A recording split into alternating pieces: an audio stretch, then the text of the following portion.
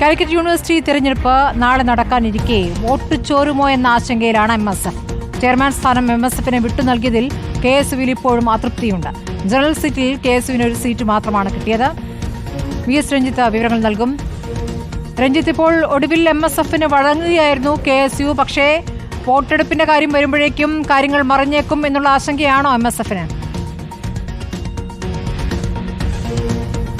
തീർച്ചയായിട്ടും അത്തരം ആശങ്ക UDSFിനകത്തുണ്ട് എന്നുള്ളതാണ്. കാരണം കഴിഞ്ഞ 45 വർഷമായി കാലിക്കറ്റ് യൂണിവേഴ്സിറ്റിയിൽ ചെയർമാൻ സ്ഥാനം KSUവിനാണ്. KSU ആണ് മുന്നണി നയിക്കുന്നതെന്ന അർത്ഥത്തിൽ തന്നെയാണ്. പക്ഷേ MSF കഴിഞ്ഞ തവണയാണ് KSU ചെയർമാൻ സ്ഥാനം ആവശ്യപ്പെട്ടത്.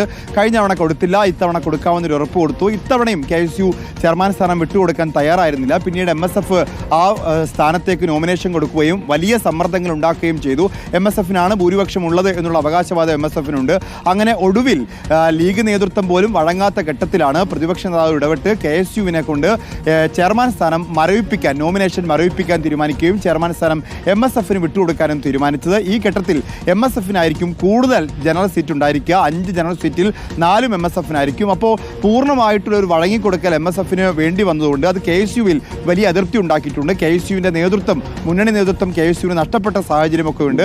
അതുകൊണ്ട് തന്നെ നാളെ വോട്ടെടുപ്പ് നടക്കുമ്പോൾ KSUവിൻ്റെ പൂർണ്ണ വോട്ടുകൾ UDSFിന് കിട്ടുമോ എന്നൊരാശങ്ക MSFിനുണ്ട്. പ്രത്യേകിച്ച് അതൃപ്തിയുള്ളവർ അത് പരസ്യമാക്കുകയോ അത് വോട്ടിൽ പ്രതിഫലിക്കുകയോ ചെയ്താൽ അത് SFIക്ക് ഗുണം ചെയ്യുമോ എന്നൊരാശങ്ക MSFിനകത്ത് ഇപ്പോൾ നിലനിൽക്കുന്നുണ്ട്.